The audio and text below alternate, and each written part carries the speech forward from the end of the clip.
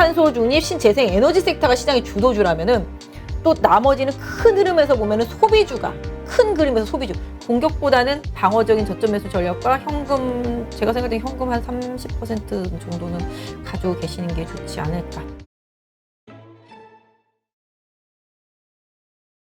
우리 이제 수소와 관련된 이야기를 좀 해볼게요. 네네.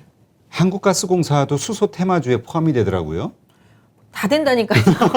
그래서 요새 많이 올랐는데 한전하고 이런 부분들. 한전도 다 신재생 에너지 테마죠. 근데 그러면 기존 산업과 차별이 뭐야? 뭐 이런 생각. 근데 이거 있어. 오늘 가스공사나 한전이 가장 크게 오른 점은 중국에서 오늘 그런 관련 원자재 가격도 많이 올랐잖아요. 최근에 네. 석탄 가격도 많이 오르고 천연가스 가격도 많이 오르고 네. 다 많이 올랐어요. 그러다 보니 가스공사는 가스 가격을 올릴 수 있는 가능성. 한전 같은 경우는 전기료를 올릴 수 있는 가능성. 지금 현 정부에서 계속 묶여 있었잖아요. 근데 이게 뭐 제가 봤을 땐 정권이 바뀔지 안 바뀔지는 모르겠으나. 근데 뭐 정권이 바뀌어도 항상 정부들은 부담스럽죠. 서민들이 반발이 워낙 물론. 크니까. 하지만 계속 적자를 보는 기업이 되잖아요. 그렇죠. 그러다 보니 이렇게 우리도 좀 현실화해줘 이러잖아요. 왜냐면 음식 섹터 같은 경우는 밀가루 가격 올리거나 그러면 뭐 라면 가격 올리고 뭐 그래서 현실화 되잖아요. 그래서 그런 부분처럼 한전이나 가스공사도 그런 부분들이 가격이 전가되면은 그동안에 좀 손실을 조금 더 만회할 수 있는 가능성 이런 부분이 있고 아까 말씀하신 대로 한전 같은 경우는 이제 원전 같은 부분들 그런 가능성 소형 원전에 대한 그 소형 이야기들이 모듈 많이 원전 나오죠. 그런 부분들 그다음에 가스공사도 마찬가지고 아까 말씀드린 가스가 들어가는 것들은 다 화학 소재랑 다 연결이 되기 때문에 그 뭐라 그럴까요 수소 그다음에 뭐 요새 최근에 잘 가는데 암모니아 뭐 요런 것들 그래서 왜냐면 암모니아가 있어야지 수소를 갖다가 운송이 가능해요. 수소가 기체잖아요. 그냥 훅 날아가 버린단 말이에요. 근데 그 암모니아로 이제 액화시켜가지고서 이제 운송을 해야지 되니까 그런 것들과 관련되어 있는 가는데 아까 말씀드린 대로 건설주 최근에 보시면 GS건설 같은 경우는 폐 배터리 그거 한다고 LG화학이랑 계약했다고 그랬었잖아요. 네. 그래서 GS건설도 관지 오늘 뭐 삼성 엔지니어링 어제부터 그냥 날르기 시작했는데 그것도 아까 말씀하신 대로 수소랑 관련되어 있는 부분들 다 그다음에 얘네도 뭐 그런 폐기물, 폐배터리 이런 부분들도 있겠고 그래서 뭐 해외에서 이제 그런 부분들을 좀 수주할 가능성이 높다 뭐 이러면서 막 올라오긴 했는데 삼성 엔지니어링 그다음에 뭐 포스코도 다 철강 왜냐면 철강 같은 경우는 철강을 이렇게 만들면서 가공하면서 나오는 그런 탄소 같은 것들이 있거든요. 이산화탄소를 포집해가지고 그 부분을 다시 이제 부생수소로 이제 만들게 되는데 그런 부분들 다 고려될 수 있는 부분이라서 철강이건 그 현대제철도 한다고 그러잖아요. 그렇죠. 로템도 한다고 그러고 그러니까 철강사들, 정유사들 같은 경우도 마찬가지죠. 이제 자기네들 이제 스테이션 다 있으니까 거기서 이제 다 수소 충전 시설 하면은 빠르게 확산될 수 있거든요. 그런 부분들 그 다음에 이제 뭐 정유 석유 이런 거 다 하면 다 만들 수 있어요. 진짜로 철강도 건설도 정유도 화학도 전부 다 수소할 수 있고 이제는 다 제가 볼 때는 우리나라에 있는 모든 기업의 한 5-60% 이상이 다 수소한다고 그럴 것 같은데 왜냐면 수소하는데 수소차 만드는데 내가 거기다 부품만 조금 집어넣어 그래도 뭐 수소 관련주 고객 하는데 내가 좀 운송에 참여해 그것도 뭐 수소 탱크에 뭐 내 밸브만 만들어 그래도 수소 막 이런 식이잖아요. 그래서 그렇기 때문에 다 할 수 있다고 생각되는데 뭐 아직까지는 사실 기대감이에요. 제가 그렇죠. 생각할 때는 그게 수소도 종류가 여러 가지가 있어요. 그린 수소, 뭐 블루 수소, 그레이 수소, 브라운 수소 있는데 그레이 수소랑 이제 브라운 수소는 질이라기보다 생산할 때 이산화탄소가 더 많이 나와. 그러니까 생산성이 낮은 거지. 왜냐하면 그러니까. 제가 이렇게 기사를 봤었는데 수소 1kg를 뽑아내기 위해서 이산화탄소가 10kg가 나온대. 그럼 그게 무슨 친환경이에요? 그러니까요. 그러니까 2차 전지도 마찬가지고 수소도 마찬가지고 생산하는 과정 중에서 이산화탄소가 너무 많이 나와서 탄소 중립을 위해서 전기차와 수소차를 하겠다고 그러는데 알고 보면 탄소가 더 많이 나오는 상황이라는 거죠, 지금. 근데 지금 그건 안 보잖아요. 그거 생각 안 해요, 사람들이. 일단은 뭐 지금 뭐 새로운 기술이 나오겠지. 뭐 이렇게 생각할 수도 있겠죠. 네, 그래서 그런 식이기 때문에 그래서 제가 봤을 때는 그 포집 기술이 있는 회사들이 많이 갔던 것 같아요. 그때 유니드 같은 회사들이 그렇잖아요. 그래서 그런 이산화탄소 포집 기술 그거 가지고서 이제 만드니까 수소를. 그래서 철강 회사가 되게 많이 나와요. 생산 과정에서. 수소가 엄청 나온다 그러더라고요. 네, 그래서 그런 부분들 때문에. 근데 아까 말씀드렸던 대로 1kg 만들자고 10kg 이렇게 나와 버리면 탄소 배출권 더 많이 써야 되잖아요. 돈이. 그러니까 결론적으로는 지금 상태에서는 제가 생각할 때는 탄소 배출하는 회사랑 탄소 포집하는 회사가 제일 좋을 것 같긴 하거든요. 현재까지는. 근데 뭐 다른 기술이 나와서 뭐 또 가성비가 새로운 기술이- 더 뛰어나질 수도 있겠죠. 네. 그치. 그래서 이제 지금 실질적으로 그린 수소나 블루 수소 이런 쪽들이 진짜 뭐 리올 수소라고 본다라면은 만드는데 돈이 더 많이 든다. 그래서 그린 수소랑 블루 수소를 기반으로 해서 수소차를 타고 다니려면은 어마어마하게 돈이 더 많이 들어간다. 이렇게밖에 생각할 수 없어서 가성비가 떨어진다. 그래서 지금 현실에는 안 맞다. 그런 건데 앞으로 하겠다잖아요. 그러니까 일단 가는 거잖아요, 지금. 그렇죠. 그러니까 테마주들을 생각해 봤을 때 현실적으로는 수지타산이 안 맞는데 미래에 이렇게 된다고 하니 우르르 다 몰려가 있는 상태다. 그래서 이게 주식을 할 때 이성적으로 주식을 보면 에휴, 이런데 요새는 아닌 것 같더라고요. 이성적으로 주식을 보면 안 되겠더라고요, 보니까. 근데 이성적으로 본다는 게 이제 결국 우리가 가치 투자한다는 얘기잖아요. 가치 투자자에 대해 관점에서 보면 말이 안 되는 주식들이지. 지금 이게. 다 말도 안 되죠. 예.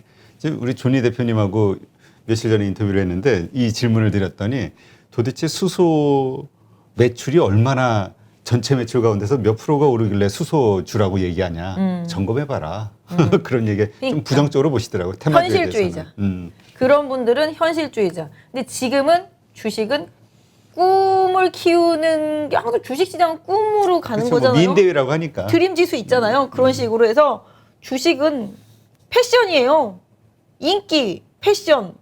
지금 시장에서 유행하는 거를 사야 되는 거잖아요. 지금 시장에서 긴 치마가 유행하는데 나 혼자 짧은 치마 입고 다니면 안 되잖아요. 안 되는 건 아니지만 창피하잖아요. 그러니까 그런 식으로 주식시장은 패션이고 유행 이게 중요해요. 근데 아유 너무 유행주만 찾으면 안 돼. 하지만 가치주에 가 있으면 나 홀로 소외가 당하는 구간인 거잖아요. 하지만 이제 제가 생각할 때는 그 가치주들한테도 조금만 기다리면 기회는 온다라는 생각을 하기 때문에 지난번부터 그냥 줍줍하자라고 말씀을 드렸던 건데 항상 양쪽을 좀 이렇게 바벨처럼 바벨 전략이라고 하는데 양쪽을 한쪽은 잘 가는 주도주를 한쪽은 망가져 있는 종목들을 계속 사서 모으면서 균형점을 맞추면 이거를 팔아야 될 때쯤 나는 이게 많아졌을 테니 이게 다시 올라갈 거잖아요. 그러니까 그런 부분들에 대한 균형을 잘 맞추는 투자가 상당히 좀 중요한 상황인 것 같아요. 네, 참 그래서 참 이 욕심을 어떻게 잘 조절하느냐 이게 정말 중요한 문제 같은데 참 이게 쉽지 않아요. 사람 마음을 조절한다는 게. 맞습니다. 저도 잘 못해요. 저도 바이오주랑 궁합이 잘 안 맞는 듯 하는데 끝까지 바이오주를 놓질 않아요. 아, 바이오주 얘기 나왔으니까 오늘 셀트리온 삼형제 좋았잖아요. 그리고 뭐 다른 주도 뭐 네, 일부 오늘 잘 뭐 진단 올랐고. 키트도 많이 오르고. 예. 그러니까 이게 오를 때가 돼서 이 순환매가 올 때가 돼서 온 것인지 아니면 어떤 펀더멘탈 지금 우리 뭐 유럽 종양학회 이벤트 요때가 네, 뭐 네. 신약 이 바이오 쪽은 네, 이때 뭐 네. 많이 오른다면서요. 네, 맞아요. 오늘 그래서 약간 좀 신약 관련주들도 많이 올랐어요. 뭐 오스코텍 같은 경우도 그런 중요하게 기대감. 뭐 한미약품도 거기서 뭐 발표한다고는 하는데 많이는 못 오르긴 하더라고요. 근데 아무튼 그런 관련주. 그래서 오늘 약간 좀 신약 관련주들이 막 이슈가 나온 것들이 그냥 정말 뜬금급등. 바닥에 있다가 다 그냥 급등이죠. 뜬금없이 급등이 되게 많았는데 그런 현상들이 좀 코스닥에서 지금 요새 많이 나오고 있고요. 아까 말씀하신 대로 뭐 셀트리온 그룹주들한테 오늘 삼바 같은 경우는 사실 코로나가 다시 또 2,000명 넘어간 것도 좀 영향이 있을 것도 같고 그 다음에 이제 위탁 생산이라든지 뭐 백신 관련된 것들 이제 대통령이 어저께인가 뭐 강력하게 좀 한다고 그랬잖아요. 위탁 생산 쪽으로 해가지고서 뭐 그런 부분들도 좀 영향이 있겠고요. 또 낙폭이 컸다라는 점도 또 영향이 있겠고 셀트리온 그룹주 같은 경우는 뭐 이제 합병과 관련되어 있는 뭐 총회 주총인가요? 이사회인가 또 앞두고 일단 주가가 좀 반등을 했다고 뭐 기사는 나와 있는데 그것 때문은 아니었던 것 같고 제가 생각할 때는 이제 위탁 생산 업체들이 오늘 전체적으로 다 많이 올랐고요. 코로나 관련 뭐 치료제 항상 오늘은 제가 봤을 때는 다 코로나 백신 만든다고 한 데가 많이 올랐어요. 뭐 유바이오로직스도 그렇고 그다음에 뭐 바이오리더스도 그런 거랑 관련되어 있는 뉴스로 좀 많이 올랐고 그다음에 아까 말씀하신 대로 뭐 셀트리온 그룹주도 그런 식으로 좀 많이 올랐고 뭐 오늘은 다 전체적으로 그렇고 그다음에 진단 키트가 진짜 너무 많이 빠져가지고 그렇죠. 올랐어요. 시젠하고 그다음에 새로 상장한 회사. 네, 새로 상장한 거 갑자기 이름이 이름이 생각이 안 나네. 저도 생각이 안 나. 저도 그거 SD 바이오 센서. SD 바이오. 네, SD 바이오 센서는 좀 처참하게 빠졌었죠. 왜냐하면 아니, 공모가에서 한참 미치죠 지금. 이게 보시면 이 회사가 돈을 정말 코스닥에 있는 이 바이오 이 섹터 안에 있는 회사 중에서 돈 제일 많이 벌걸요. 뭐 1년에 8천억씩 버는 회사인데 주가가 이게 뭐예요? 이렇게 해놓고서 이렇게 빠졌잖아요 지금. 그렇죠. 그러니까 지금 낙폭과대. 제가 아까 말씀드렸잖아요. 이격도 과다하면은 다시 올라오게 돼 있거든요. 이격을 줄이는. 근데 지금 오늘 뭐 21선 부근까지 올라왔는데 뭐 수급 보시면 오늘 외국인이 엄청 샀잖아요. 그 기금도 이틀 연속 사잖아요. 그동안 팔았다가 산단 말이에요. 기관들도. 그러니까 많이 빠지니까 기업의 실적 대비해서 주가가 너무 많이 하락하니까 이제 되반등이 들어오는 거죠. 그러면서 오늘 이제 그동안 이렇게 막 나오고 거래가 어저께 윗꼬리 달고 실렸다가 쭉 내려왔었는데 오늘 좀 거래 붙으면서 올라왔기 때문에 SD 바이오 센서도 일정 부분 하방은 보유하시는 분들 조금 힘드실 수 있겠는데 한 45,000원 정도? 네, 요 정도 좀 지지선으로 설정해 놓고 그거 안 깬다라면은 좀 버텨보시면 해요. 다만 이제 21선이 하락하고 있기 때문에 이 하락하는 21선을 단번에 넘지는 못하거든요. 뭐 물론 호재가 터지면 넘을 수도 있겠는데 지금 상태에서는 좀 약간 변동성이 좀 생길 수 있을 것 같아요. 그래서 이 종목을 혹시나도 뭐 매수하고 싶다, 관심 있다 하시는 분들이라면은 한 46,400원 정도? 네, 계속 지지가 되면은 한번 해보실 수 있을 것 같고 단기적으로는 차트는 지금 한 5만 원 정도까지는 좀 열려 있긴 해요. 근데 얼마 차이가 안 나잖아요. 그렇죠. 왜냐면 여기가 계속 지지선이었었다가 깨지면서 내려온 거기 때문에 추가 상승해도 5만 원 부근에서 5만 1,000원 부근에서는 좀 걸린다고 생각하세요. 그리고 나서 여기까지 올라갔다가 왔다 갔다 하면서 이 21선이 우상향으로 터닝하는 시점부터 좀 방향성이 잡히면 그때가 실질적으로 좀 좋은 타이밍이 될 수 있을 것 같은데 아무튼 지금은 상승을 해도 5만 원 초반대 하고 최대 저항은 5만 3,000원 부근 최대 저항이다. 좀 염두에 놓고 SD 바이오센스는 보실 수 있겠고 시젠 같은 경우도 뭐 SD 바이오센서 들어오기 전에 시장이 대장이었죠. 네. 근데 뭐 실적은 SD 바이오센서는 잽도 안 되는 상황이거든요. 시총이랑 비교해봤을 때. 근데 시젠도 저희 예전에 보면은 이게 안 되잖아요. 가려다가 또 빠지고 이것도 지금 항상 뭐 주가를 저희가 다 지난 다음에 분석해드리면은 뭐라고 하시는 분들도 계시긴 하지만 저는 예측도 많이 해드리거든요. 카카오도 그렇게 좀 빠질 것 같은 뉘앙스도 옛날에 한번 말씀드렸었는데 12만 원 정도까지는 빠질 것 같다 말씀 한번 드렸었는데 아무튼 깨알 같은 자기 자랑. 네, 그런 거는 아니고요. 아니에요? 저는 차트만 보고 매매하는 사람들을 싫어하는 사람들이 있어요. 왜냐면 주식이 맞아. 차트로만 되냐? 펀더멘털을 봐야지. 그 기업의 펀더멘탈을 봐야지. 근데 그거는 약간 잘못된 거 왜냐면 펀더멘탈이 잘 되어 있는 기업은 주가가 그렇게 빠지질 않아요. 근데 차트에 다 녹아 있어요. 그러니까 예전에 누가 그랬던가 책이었었던가 제목이 차트는 답을 알고 있다. 뭐 이런 책이 있었던 것 같아요. 왜냐하면 멀쩡하던 주가가 갑자기 음봉이 나오기 시작하면 뭔가 일이 생긴 거잖아요. 그렇죠. 근데 그 다음에 한참 빠지고 난 다음에 일이 터져 뉴스가 나오잖아요. 그때 나는 대비를 못한단 말이에요. 근데 차트를 보면서 분석을 하면 이 종목이 이 추세에서 절대 깨지 말아야 될 선을 깼다. 그럼 뭐 무슨 일이 터졌다라고 볼 수 있는 거잖아요. 그래서 항상 차트는 답을 알고 있다라고 말씀드리는데 여기도 마찬가지잖아요. 여기 음봉 터지면서 쭉 내려갈 때 장대 음봉으로 내려갔는데 이번에 올라왔을 때도 그걸 못 넘어간단 말이에요. 두 번 시도하다가 그럼 여기서 매도가 들어갔어야 되는 거죠. 시즌 갖고 계신 분들은 그러다가 좀 내려왔을 때 여기 전저점이잖아요. 여기 전저점 부분. 그러니까 시즌 같은 경우도 보시면 이렇게 의미 있는 지지선들이 보이잖아요. 뭐 아무리 진단키트가 함을 갔다고 하더라도 그러니까 뭐 여기 이게 다 일치하잖아요. 지금 바닥선이. 그러니까 앞으로 시즌을 보유하신 분들은 이 바닥이 깨지면 이건 완전히 끝났다라고 봐야 될 상황인 거잖아요. 왜냐면 세 번의 지지력이 있던 자리면은 완벽한 지지력이 봐야 되는데 그 3중 바닥이 깨졌을 때는 대형 사고 터진다라고 볼 수밖에 없는 상태잖아요. 그래서 이 대형 사고가 더 이상 안 터지려면은 지금 시젠 같은 경우도 최근에 지지를 받았던 62,000원 부근은 계속 앞으로도 지지를 해줘야 된다. 이게 깨지면 힘들다라고 보시고 다만 이제 반등할 때도 저는 여기 갭이 살짝 있어서 요 갭까지 1차적으로 좀 보겠는데요. 한 71,000원 정도까지 기술적인 반등. 여기 구멍이 하나 있어요. 여기 살짝 작게. 그 정도까지. 그러니까 하여튼 7만 원에서 뭐 7만 1,000원 부근에 저항대 있다라는 거 염두에 두시고 뚫었다 하더라도 여기 61선 부근에서 좀 걸린다. 그러니까 최대는 한 7만 3,000원대.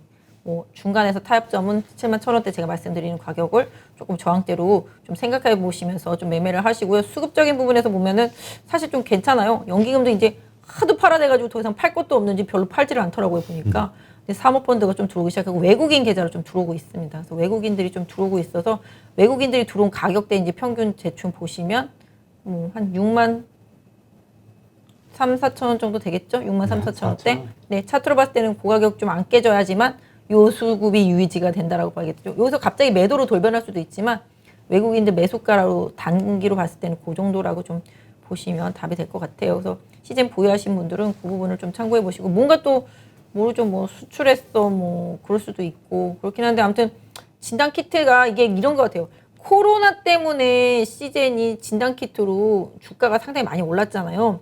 보시면은 이제 작년에 이제 코로나 터지고 나서부터 여기잖아요. 시즌도 여기잖아요. 여기. 네네. 네, 여기잖아요. 한 12,000원이잖아요. 12,000원에서 16만 원까지 갔으니까 12배 이상이 올랐잖아요.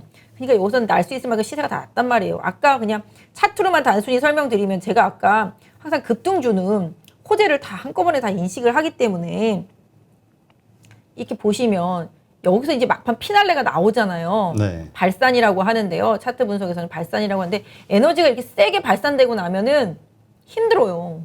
여기도 보시면 급락을 하잖아요. 급락을 하니까 리바운딩은 나오잖아요. 리바운딩은 나오지만 고점은 못 넘잖아요. 지금 계속. 그러고 나서 결국은 빠진단 말이에요. 고점을 계속 돌파 못하면서. 그러니까 시즌을 갖고 계셨던 분들이 16만 원대에서는 못 팔았어도 적어도 15만 원에 계속 돌파가 안 됐을 때는 팔아줬어야 된다는 거죠. 이게 기술적인 분석이에요. 그러다 보면 16만 원. 진짜 내가 이때는 정말 못 팔았어 해도 여기서는 또 팔아줬어야 되거든요. 왜냐면 여기서 계속 박스를 그리면서 움직이다가 이게 깨지면서 망가지기 시작했단 말이죠.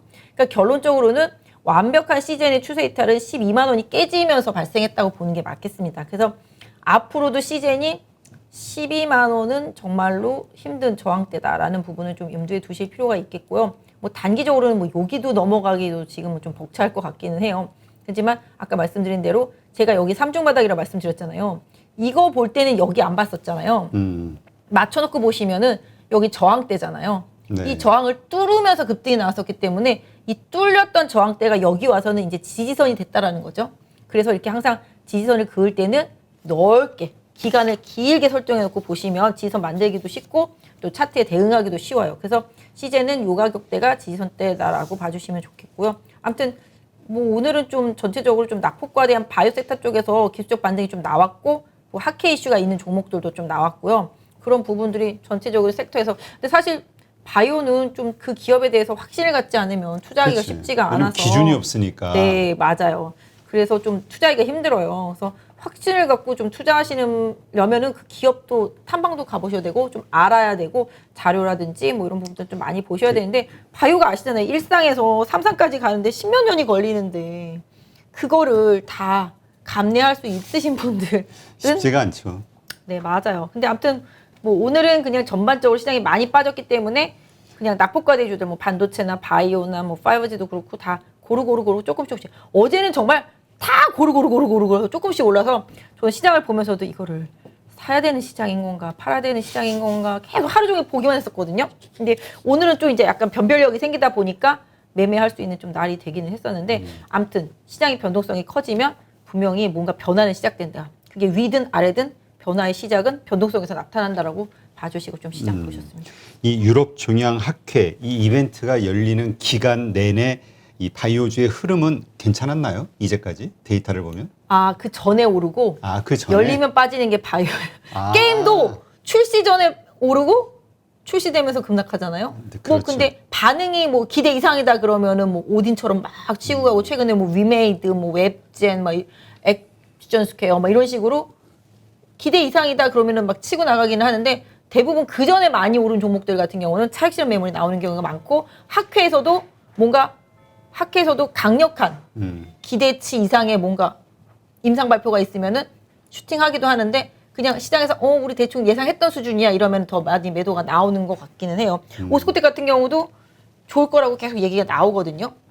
근데 뭐 실제적으로 얼마나 좋을지는 모르겠는데 그렇죠. 시장의 반응은 좀 그 뒤에 봐야 되는데 항상 학회는 그렇습니다. 근데 또 학회 끝날 때가 저희 또 추석 연휴라서 제가 생각할 때는 바이오 주식들도 임상이랑 관련된 주식들도 학회 전에 조금 시세가 나면은 약간 좀 그런 부분들 좀 그러니까 고려해서 추석 좀 전에 좀 그래도 좀 이익 실현을 좀 해야 된다 이 얘기잖아요. 올랐으면. 올랐으면 자신 없는. 아니 저는 왜냐면 그게 학회가 추석 연휴 때 열리는데 만약에 안 좋아 봐. 그러면은 그러니까 끝나고. 차라리 불확실성이 싫은 거죠. 덜 먹더라도. 맞아. 네, 그런 부분. 그런 부분 한번 좀 바이오주 가지고 계신 분들 생각해 보시고요. 리오프닝주 한번 볼까요? 리오프닝주도 상당히 많이 빠졌다가 네. 이제 최근에 이제 뭐 다시 올랐다가 뭐 또 내려 하여튼 이 테마와 관련해서는 기본적으로 변동성이 워낙 심하다 보니까 기준을 잡기가 쉽진 않은데 그래도 일단 뭐 지금 뭐 기대감은 추석 지나면 우리도 한국도 무슨 위드 코로나 하지 않겠어? 네, 이게 네. 이제 보통 네. 생각이잖아요. 네, 네. 그럼 이제 앞으로 좋아질 거라고 봐야 될까요? 뭐 그런 거죠. 정말 2년 동안 죽수다가 이제 조금씩 실적이 나아지겠지. 일단 망하지만 않고 버텼으면은 살아남겠지. 이런 스토리로 가는 종목들이잖아요. 보시면 이제 대한항공 원톱으로 가다가 최근에 아시아나항공 급등해서 쫓아오고 중소형 항공사들 올라오고 그다음에 이제 뭐 면세점들은 워낙 덩치가 크기 때문에 못 움직이지만 최근에 보시면은 여행주들 저는 하나투어 보면서 물론 하나투어 주식을 가시고 계신 분들이 왜 올라가야지 뭐 이렇게 생각하실 수도 있겠지만 이 정도까지 뭐 왜냐하면 지금 다시 전 직원이 다시 전체 출근한다고 그러니까 주가가 급등을 하더라고요. 근데 그동안 나라에서 월급을 줬던 걸로 저는 알고 있는데 그래요? 그때 여행사들 계속 나라에서 보조를 많이 해줬었어요. 지금까지도 보조를 해주는지는 모르겠는데 그때 해줬었어요. 그래서 아무튼 저는 여행을 지금 하나투어 차트 한번 보면 이미 거의 유럽, 동남아시아는 다 갔더라고요. 보니까 이미 한 바퀴씩 한 번도 해외여행 안 가보셨던 분들 갔을 정도로다가. 아니 베트남도 이번에 위드 코로나 오늘 뭐 발표한다고 제가 어제 얘기를 들었었는데. 네, 베트남, 뭐 싱가포르, 뭐 유럽들도 마찬가지고요. 근데 뭐 하나투어를 보시는 분들이라면 야 여기 생각하면은 뭐 아직도 싸잖니 막 이렇게 생각하실 수 있잖아요. 뭐 물론 이때가 제일 좋았을 때예요. 이때가 뭐 사드 막 그런 거 터지기 전이었을 거예요 아마. 그때에서 막 하다가 이제 중국 쪽으로도 많이 가고 뭐 이러면서 많이 갔었을 텐데 사실 그 뒤로 이제 삐끗삐끗하면서 뭐 하나투어 뭐 이렇게 갑질 뭐 이렇게 그 여행사들 동남아시아 쪽에서 그런 얘기 나오면서 많이 빠졌었거든요. 그래서 이제 줄줄줄줄 이제 빠지다가 이제 코로나 터질 때 충격 먹었다가 이제 바닥을 잡고서 올라오는데 이미 주가는 제가 봤을 때는 보시면 2018년도 때 여기 급락하는 자리 있잖아요. 근데 이 가격 별로 멀지 않잖아요. 여기가 좀 최대 저항대거든요. 그래서 제가 생각할 때는 하나투어도 여기가 98,000원 정도 나오는데요. 98,000원, 95,000원, 한 이 정도 될 것 같으네요. 한 9만 원대 중반, 후반 이 정도면은 매물 나오기 시작하고 최대로 많이 가도 한 10만 원 정도 생각하거든요. 그럼 그 정도면은 한번 하나투어 가지고 계신 분들도 차익 실현 하셔야 되지 않을까. 왜냐면 이때 정상화였거든요. 코로나 안 터졌을 때거든요. 그 정상화 시기에서도 악재로 터지던 막 급락하던 시기에 저항대까지 간 거잖아요. 그렇게 되면 그렇죠. 10만 원이면. 그러면 기술적으로는 뭐 가장 강력한 저항대다라고 좀 생각해 주시는 게 좋겠고 수급은 뭐 다시 지금 기금이나 사모펀드나 이런 쪽에서 계속 막 사주고 사들어가요. 있네요. 네, 기관들은 지금 리오프닝 관련주, 그러니까 망가졌다가 좀 좋아질 수 있는 종목들을 많이 사요. 지금 보시면 이거 말고 CJ, CGV 같은 경우도 이거 제가 그때 저희 지난주에 막 얘기했잖아요. 그렇죠. CGV 막 CGV. 네, CJ, CGV 막 요새 막 돈 이것 때문에 이것저것 막 여기서 맞고 저기서 맞고 이런다고 막 그랬었잖아요. 근데 지금 보시면은 계속 산단 말이에요, 외국인이. 연기금도 계속 사고, 사모펀드도 계속 사고, 투신도 계속 사고. 이게 그것도 그럴 것이 지금 일단 망하진 않았잖아요. 많이 하락했네. 주가도 엄청나게 빠졌잖아요. 네. 그런데다가 지금 요새 상용작들이 괜찮아요. 동원이 돼요. 그 다음에 또 추석 연휴가 또 그렇죠. 시즌이에요. 그런데다가 리오프닝 되고 나면은 지금 극장에서 마스크 쓰고 보잖아요. 먹을 거를 먹기 시작하면 극장에 매출해서 영화표는 10,000원인데 뭐는 팝콘 콤보 어쩌고 저쩌고 해서 먹는 건 한 15,000원, 20,000원짜리 먹잖아요. 그러니까 그게 주요한 건데 그게 터지기 시작하면 좋아지겠죠. 그러니까 저는 제가 생각할 때 리오프닝 관련주도 막상 멀리 있는 리오프닝 관련주보다는 내가 체감적으로 느낄 수 있는 리오프닝 관련주. 내가 바로 생활에 내가 나부터 적용할 수 있는 거. 아까 베트남 위드 코로나 말씀하셨지만 오리온 오늘 엄청 올랐어요. 오리온도 뭐 베트남 막 이렇게 셧다운되고 그래서 더 못 가고 그랬었는데 오리온 초코파이도 초코파이. 네네네네 잘 팔린다고 그렇게 되더라고요. 보고 그러면은 이제 CGV나 뭐 제이콘텐트리 같이 이렇게 극장 체인 업체들 같은 경우는 수혜를 보겠죠. 그래서 CJ CGV 같은 경우는 제가 봤을 때는 잘만 하면은 이 차트로만 봤을 때 잘만 하면은 여기 보시면 이제 여기가 계속 저항대였다가 뚫었다가 여기서 이제 지지받다가 뭉개졌잖아요. 그럼 결론적으로는 CGV도 잘 풀리면은 5만 원은 간다라고 보실 수가 있어요. 그냥 차트로만 봤을 때는 그래서 기본적으로 리오프닝 관련주는 체감으로 느낄 수 있는 뭐 영화관이라든지 그 다음에 뭐 최근에 보면은 의류 같은 경우도 많이 올라가잖아요. 미국에서 연말에 많이 팔아야 되는데 재고가 부족하다. 그러면서 한세 실업, 뭐 영업무역 엄청 가잖아요. 그렇다시피 이렇게 직접 실적이 바로 들어올 수 있는 기업들. 음식료들도 마찬가지잖아요. 그렇죠. 바로바로 최근에 보시면 이제 롯데칠성이나 뭐 하이트진로 등도 이제 많이 올랐었었는데 그런 식으로 바로바로 실적으로 바로바로 연결될 수 있는 기업들 이런 부분들이 좀 먼저 움직이고 그 다음에 이제 실제적으로 뭐 여행 가게 되면은 그런 관련주들도 움직이지만 저는 하여튼 항공주하고 지금은 뭐 많이 빠져 있다가 좀 올라왔지만 뭐 카지노도 뭐 기회가 될 수 있겠고요. 그 다음에 이제 영화관 이런 것들, 의류 뭐 이런 부분들이 더 확실하지 않을까. 사실 여행은 이미 좀 많이 간 것 같아요. 그래서 아니 물론 상승 다 할 수 있는 추가 여력 폭이 있긴 한데요. 또 모르죠. 돈이라는 거는 몰리다 보면은 또 그쪽으로 쫙 들어오고 그러니까 뭐 예전에도 여행주가 올라가기 시작한 게 뭐예요? 홈쇼핑에서 뭐 완판됐다고 막 이러면서 미리 그죠? 맞아요. 앞으로 갈 거 미리. 그러니까 주가도 앞으로 갈 거 미리 땡겨서 오른 거나 마찬가지라고 봐주시면 돼요. 그래서 지금은 주식들이 다 땡겨서 많이 올랐다라는 점. 근데 아직 더 땡겨서 못 오르고 덜 오른 종목들, 그런 종목들은 리오프닝에서 찾아보셔야 되는데 리오프닝 관련주가 뭐 이것뿐이겠어요? 자동차도 리오프닝 관련주죠. 반도체 없어서 못 만드는데 그렇지. 그것만 풀리면 만들겠죠.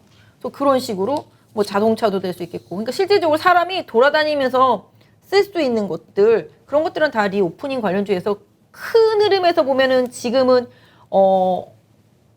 탄소 중립 신재생 에너지 섹터가 시장의 주도주라면은 또 나머지는 큰 흐름에서 보면은 소비주가 돈을 이렇게 쓰면서 사람이 돌아다니면서 돈을 써서 수익이 날 수 있는 그런 기업들 큰 그림에서 소비주 뭐 삼성전자도 소비주고 뭐 한일수도 소비주고 자동차도 소비주고 다 그런 거잖아요. 그런 식으로 뭔가 사람이 돈을 써서 수익을 벌 수 있는 기업들. 이게 돈을 써서 만들어야지 뭐 제품도 만드니까 뭐 화학주들도 제품 가격도 뭐 올라갈 거고 뭐 다 마찬가지인 거잖아요. 그래서 그런 식으로 뭔가 이렇게 IT 기업도 마찬가지가 되겠고요. 그런 소매와 관련되어 있는 기업들도 마찬가지가 되겠고. 그래서 지금은 신재생에너지와 탄소 중립이라는 큰 그림 안에 이렇게 속속속속 꽂혀 있는 기업들이 간다라면은 리오프닝주 그다음에 테이퍼링 시작하고 어느 정도 좀 시장이 경기 회복에 대한 자신감을 갖고 움직이면 소비랑 관련되어 있는 아까 대표님 말씀하신 대로 이런 가치주들 이런 쪽들로 움직일 수밖에 없어요. 왜냐하면 금리가 올라가기 시작하면 가치주 쪽으로 눈길이 가는데 지금은 금리가 올라가지 않을 것 같으니까 자꾸 성장주가 가는 거잖아요. 미국의 국채 금리도 내려가고 이러다 보니까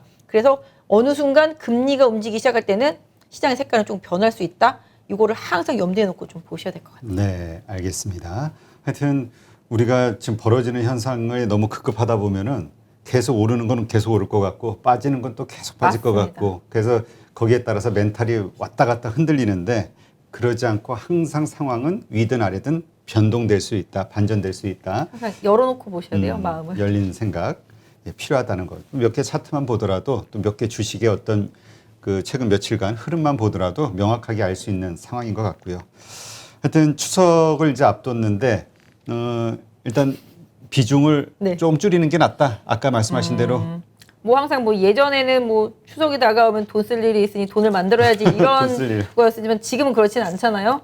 다 핸드폰으로 주고받을 수 있는 세상에서 그건 아니지만 시장이 싫어하는 건 변동성인 거고 불확실성인 거잖아요. 추석 연휴가 길잖아요. 수요일까지 놀잖아요. 그러다 보니까 자꾸 어느 정도 조금 차익 실현해서 현금을 만들고 싶은 개인들의 심리가 최근에 개인 투자자분들 매도로 많이 이어지는 있는 상황이라고 보시면 좋겠어요. 그걸 떠나서도 지금 뭐 미국의 차트나 국내 차트로 봤을 때 약간 애매하다. 확인해봐야 되는 구간에 진입했다. 이런 부분들. 그래서 공격적인 접근보다는 방어적인 저점 매수 전략으로 분할 매수 전략으로 많이 빠져있는 종목들, 뭐 소외주들 이런 부분에 대해서 조금씩 매수해볼 필요는 있겠지만 많이 오른 종목이 조금 빠졌다고 덥석 무는 이런 거보다는 그런 것들도 분할 매수라면 나중에 크게 손해 없이 빠져나올 수 있거든요. 근데 아무튼 공격보다는 방어적인 저점 매수 전략과 현금, 제가 생각할 때 현금 한 30% 정도는 가지고 계시는 게 좋지 않을까 생각합니다. 알겠습니다.